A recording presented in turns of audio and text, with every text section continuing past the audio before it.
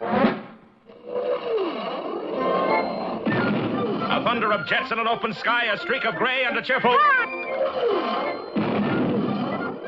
Salute the whirl in the vertical climb, and once again, you'll know it's time for the adventures of Rocky and Bullwinkle and friends. Starring that supersonic speedster, Rocket J. Squirrel, with his pal Bullwinkle the Moose, and a host of others. Hurry, Bullwinkle! The show's about to start! I'm coming as fast as I can. Wave to the people! Yay! Now what are you doing? Signing autographs. Let's see. John Smith. But your name is Bullwinkle. I know, but that's hard to spell. We're gonna have a lot of fun. Come on and join us. Sure, there's always room for one more.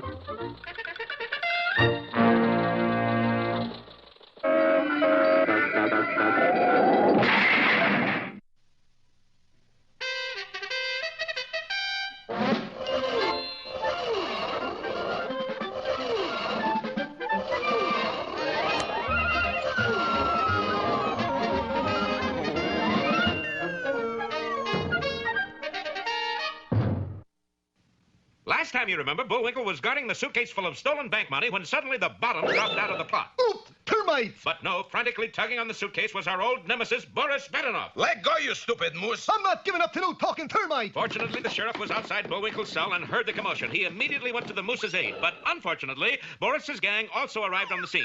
Fortunately, Rocky zoomed in looking for the sheriff, but unfortunately... Make up your mind, will you? Get him in there! Oh, hey, babyface, I got it! I got the suitcase! Then let's get out of here. And led by Boris, the light-fingered five, -2, dashed out of the hole, dragging the suitcase with them. They were quickly followed by our friends, who gained rapidly on the fleeing thieves. Quick, pass me the loot. And the thieves tossed the suitcase to Boris just before they were brought down by our friends. Good work, Rocky. We've captured everybody except the ringleader. Oh, we can always track him down, Sheriff. How do you know that? Look, he's leaving a trail of $100 bills. And it was true. The flimsy straw valise had sprung a leak, and Boris was leaving a trail of money behind him as he fled.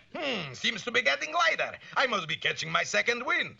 Well, that's certainly a break for us, Rocky. I don't think so, Sheriff. Look there. Sure enough, a slight breeze had come up, and the money was being blown all over town. Of course, this didn't go unnoticed by the citizens. Now, there's something you don't see every day, Chauncey. What's that, Edgar? The wind blowing money down the street. Oh, I don't know, Edgar. We always get a little breeze in the afternoon. We've got to get those greenbacks back, Bullwinkle. Don't you have one too many backs in there? How can we get them, Rocky? They're blowing all over. You leave it to me, Sheriff. And the brainy squirrel dashed into a nearby appliance store and returned with a super-powered vacuum cleaner. Rocky, this is no time to worry about being neat. But in a few seconds, Rocky had strapped the cleaner to his back. Now, give me a boost up, Bullwinkle. I've got some cleanup work to do. So Bullwinkle seized Rocky and tossed him into the air like a small gray javelin.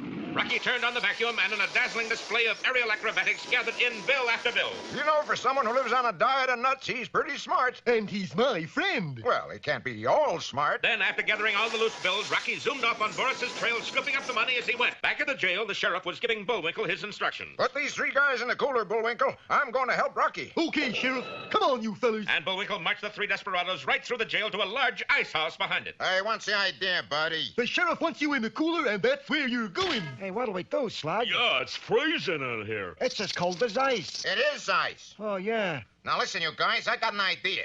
Hey, Moose, it's dark in here. What do you mean, dark? There's a light in there. Yeah, but when you close the door, it goes out. It does? I always wondered about that. Sure. Look for yourself. Okay. And while Bullwinkle stared at the light bulb, the three hoodlums closed the door on him. Uh-oh, I've been flim-flammed. That's right. By the flimsiest kind of a flam. That's right. Them fellers tricked me. That's right. Look, it didn't go off at all. And while the icicles slowly formed on the mighty moose, the light-fingered five -2 dashed off free as birds. What an ending to a simple little newspaper publicity stunt. Don't miss our next episode, the last edition, or five-scar final.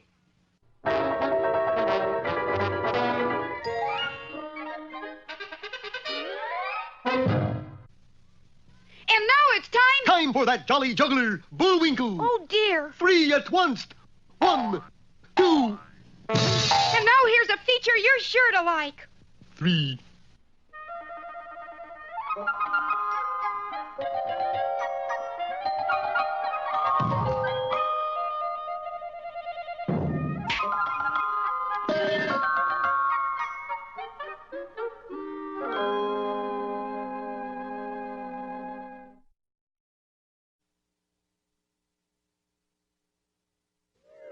Once upon a time, there was a witch who, out of all the witches that ever lived, was the worst witch of all. She was a very ugly old hag, and because of that, she hated everything that was beautiful. Every time she came to a thing of beauty... How dare you sit there and smell good? She'd cast a spell upon it. Turn the seed, be a weed. Day after day, she would wander around the countryside casting her evil spells. Then one morning, as she was changing cute little white rabbits into bats... Wiggle your little pink nose at me, will you? How do you like those apples? La la la la la la la. Oh, that song. It's beautiful. Well, I'll fix that. Following the sound of the voice, she soon came to a castle, and there, sitting in the garden, was a young princess, the most beautiful princess in the kingdom. La la la la la. So! Eee! A witch! Good heavens, where? Don't be silly. I meant you. Me? Oh, yes, me. And I'm going to cast a spell on you. A spell? What for? For being beautiful. Is that bad? When you look like me, it is, honey. And with that, the witch cast a spell upon the poor little girl, changing her into a horse. Now you'll have to stay that way until a handsome prince comes along and kisses you, which will be Neversville, dear, because no handsome prince in his right mind will ever kiss a horse. Oh, darn. I hate days that start out this way. Alas, being a horse was quite a new experience for the girl, but she made the best of it by spending the next 6 months grazing in a nearby meadow and switching flies with her tail. Then, one day, as she was romping in a field, feeling her oats, a young prince and his lackey chanced to pass, and... Look, Clyde, a wild horse. Yes, sire, and isn't she a beauty? Oh, I'll say. Look at those forelegs. Fresh. What'd you say, Clyde? Nothing, sire. I'll bet a fine animal like this can run like 60. I'll capture her and enter her in the big race next Saturday. This was just the break Beauty had been waiting for. Now, if she could just think of some way to make the handsome prince kiss her, she would change back into a beautiful princess, which would make her very happy. The following Saturday, Beauty found herself at the track, but her mind wasn't on the race she was about to run. It was on the prince. I wonder what makes her pucker up like that. Must have eaten something sour, sire. And then it was time for the race to start. Beauty was lined up at the starting gate with all the other horses, and... Hang off! Beauty was off like the wind, and in no time at all had left the other horses far behind. Come on, Beauty, come on! Beauty flashed around the far turn, thundered down the home stretch. She seemed certain to win when suddenly, to the amazement of all, she slammed to a stop 5 feet in front of the finish line, cuddled up on the ground, and went sound asleep. The other horses thundered past, and she lost the race. I hate to say this, sire, but I'm afraid that you got a sleeping beauty on your hands. Yes, I noticed that. The prince raced Sleeping Beauty again and again, but it was always the same. She would fall asleep just before crossing the finish line. I'll just have to take her to Merlin Leroy, the wise guy. He'll know what to do. Merlin Leroy was the wisest man in the kingdom, and when the prince explained the problem to him... Don't worry, young man. You just leave Beauty with me for a few days. I'm certain I can get to the bottom of this sleeping business. And Merlin went to work. Now then, just relax and think back as far as you can. Several days later, Merlin returned Beauty to the prince and assured him that he had solved the big problem. It's very simple, lad. Beauty has a kiss complex. What? Tomorrow is the last big race of the season. Enter Beauty, and if she goes to sleep again, just kind of, kiss her on the nose. Needless to say, the prince was quite confused, but he did as Merlin had instructed, and Beauty was in the big race the following day. Beauty was never in better form, and she ran like the wind. The other horses didn't have a chance, or so it seemed, but then, 5 feet in front of the finish line... Seeing this, the prince dashed onto the track and kissed Beauty on the nose, and before his startled eyes, the horse changed into a beautiful princess. Of course, he lost the race again, but the prince didn't care. He was delighted with the beauty of the princess and quickly fell in love with her. And so, they were married, and the prince lived unhappily ever after. Yes, that's right, unhappily. For you see, even though Beauty was no longer a horse, she was still an awful nag.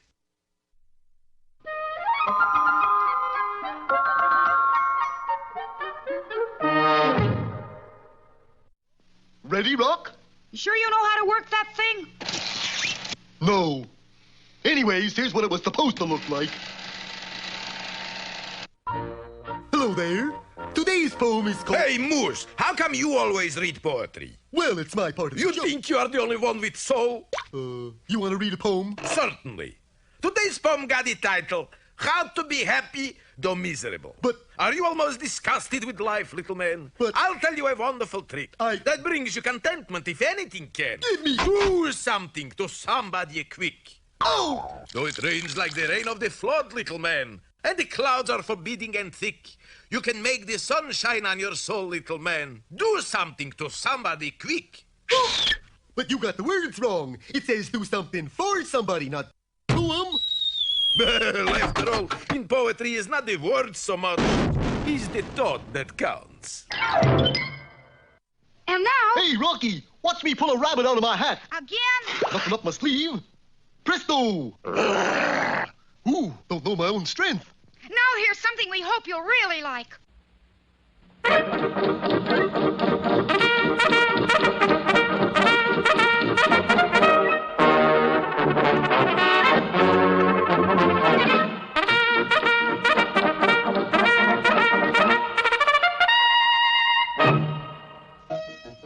Gold. Some Canadians had it in their watches. Others had it in their teeth. One Canadian had it on his mind. The pride of the mounted police, Dudley Do-Right.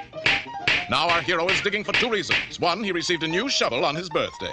And two, only gold and the wealth it brings will win him the fickle but beautiful heart of the fair Nell Fenwick. Nell is the daughter of the post commander, and it is for her that Dudley tries to do right, but seldom does. Look what I have found, sweet Nell. That's not gold, Dudley. That is a tin can. Yes, but all that glitters is not gold. What does that mean? I'm not sure. I shall give it some thought whilst working in the mine. Farewell, Nell. And with that thought in mind, Dudley dug as he had never dug before, toiling day and night until 3 weeks later, he emerged from the bowels of the earth holding 2 large sacks filled with gold. Eureka! That's Eureka. But Dudley knew what he meant, and off he dashed to his beloved. I have done it. I can now wed the fair Nell. Ah, but Dudley's horse had been through this before. He knew that the path to success was paved with low-grade asphalt. Speaking of low-grade, here is the villain of our melodrama, Snidely Whiplash. Egad, that dullard has struck it rich. Now I must strike while the dullard is hot. His serpent-like mind quickly hit upon an evil plan. Oh, Dudley, have you given any thought to what would happen to me if anything should happen to you? Why, no, I haven't. I thought not. Here, sign this. And the unsuspecting Dudley signed a will that left his mind to Whiplash in the event that he should meet with an untimely accident, which is precisely what Snidely had in mind. Up to now, no one had thought it odd that Dudley had discovered gold that had already been poured into sacks. The reason for this was Dudley had not dug his way into a mine, but into the post commander's office where the payroll was usually kept. 1 potato, 2 potato, 3 potato, 4. What's this? 2 potatoes are missing. Yes, Inspector Fenwick was nobody's fool. He knew that somebody was robbing the post payroll. Send Do-Right in here. You sent for me, sir? Here are your orders, Do-Right. Bring in the thief who's robbing the payroll. 5 minutes later, Constable Dudley Do-Right was on the trail to Quebec in search of clues. Little did he know he was playing right into Snidely Whiplash's evil hand. One well-placed shot and I'm rich. But Whiplash was not only a poor marksman, but a poor judge of firearms. For this rifle had a kaleidoscope instead of a telescope. Looks more like a test pattern than a target. Take this, Do-Right. A mile down the trail, he tried again. This time with an insidious weapon called a blowgun. But again, his knowledge was lacking, for the gun didn't blow darts, it blew bubbles. Oh, look, horse. Lawrence Welk must be on a road tour. It wasn't until Dudley stopped for water that Whiplash finally succeeded in getting the upper hand. From out of nowhere, a stout rope encircled Dudley. Aha! I have you in my clutches. Oh, Whiplash, you devil, what are you up to? No good, you can bet on that. I shall throw you over the cliff. Then your mine will be mine. But I can swim. With a stick of dynamite in your mouth? Whiplash jammed a burning stick of TNT into our hero's big mouth and pushed him over. Down, down, down he plummeted into the raging torrent below. It was true that he couldn't swim with a stick of dynamite in his mouth. But his horse could. Moments later, he and his master stood safely on shore. Or almost safely, for the stick of dynamite was still clutched between his teeth, and it was still burning. Dudley realized that only water would extinguish the fuse. But having his fill of the river, he decided to head back to the post and to the inspector's office where a bucket of water was kept for just such emergencies. By now, Whiplash was in the process of exploring his mine. Groping his way through the inky blackness of the tunnel, he came up in the inspector's office and clutched to his bosom the remaining sacks of gold. Eureka! I am rich! Just then, the door burst open. Dudley dashed in, doused the TNT in the bucket of water, then turned to his arch enemy. So you are the payroll thief. Whiplash was caught in the web of his own evil scheme. He got 30 days. Dudley got 7, a week's vacation as a reward for getting his man. But where are you off to, dear Dudley? I am off to find another mine so I can make the mine. Mine. Yes, Dudley Do-Right went back to digging for gold. And although we cannot be certain, we feel he will soon find wealth beyond his wildest dreams.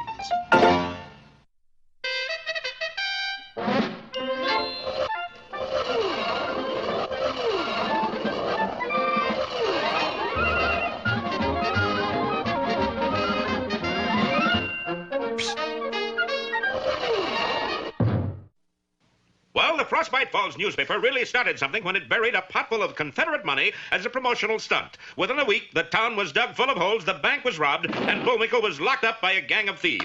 Meanwhile, the gang leader, Boris Badenov, was heading for the hills, toting a valise that leaked $100 bills. Close behind, Rocky was scooping them up with a powerful vacuum cleaner. Unfortunately, the machine was a little too powerful.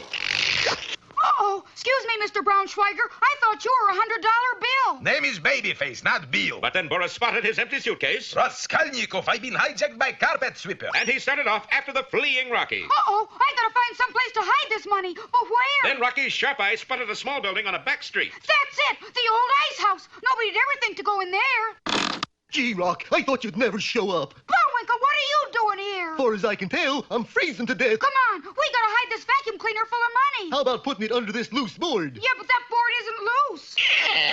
Now it is. Good. I'll just put... Uh-oh. There's something here already. Something to do with the plot, I'll bet. I'll say. Look. Oh, it's just an ordinary pot full of Confederate money. Bullwinkle, it's the Picayune pot. Isn't it, though? The Picayune pot! Then we win the prize! Yeah. Now we've only got one problem. What's that? Staying alive to collect it. What's so tough about that? Well, I'll tell you, buddy. Yike! Yike indeed, for there in the room with them stood Boris Badenov. Okay, Squirrel, hand over that vacuum cleaner. Never. Here, catch, Bullwinkle. Got it, Rock! The money flew out. Boris seized it and headed for the door. No, sir, Mr. Babyface Braunschweiger. You won't get by me. Watch carefully. Crime marches on. And Boris dashed out through the doorway. Rocky, he got away. We're gonna have another unhappy ending. I don't think so, Bullwinkle. How come? Well, you see, that's not the door to outside. It's not. I tricked him. Read the sign. Ice making room, keep out danger. Rocky, you've did it again. So a short time later, our friend stood with the sheriff outside the ice house. Well, we've got 3 of the crooks in the clink, Rocky. But what happened to the bank's money? Just watch. There it is. It's all in a block of ice. What do you know? Frozen assets. But what about Babyface Braunschweiger? Coming right up, Sheriff. And that was as near as the archfiend ever again came to the bank's money. The next day, he was shipped, ice and all, to the state Huskow. And our boys, heroes to the end, collected the prize for finding the Picayune pot, a genuine reconditioned Stearns Knight runabout. There's only one thing wrong, boys. What's that? There's so many holes dug in the street, there's no place to drive it. But a little thing like that didn't bother our friends, and soon Bullwinkle was thoroughly enjoying driving his new old car, even though he wasn't going anywhere. Hold it right there, Rocky. How come, Bullwinkle? I like to watch the sunset. Look out! It's tipping over! And so as the sun slowly sets over Bullwinkle, we take leave of our heroes. Be with us next time for the further adventures of Rocky, the Flying Squirrel. Yeah.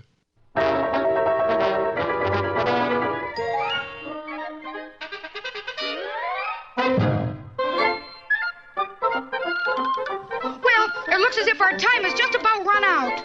Just enough left to tell him who the sponsor was. You got the credits, Bullwinkle? All on this itty-bitty card. Oop.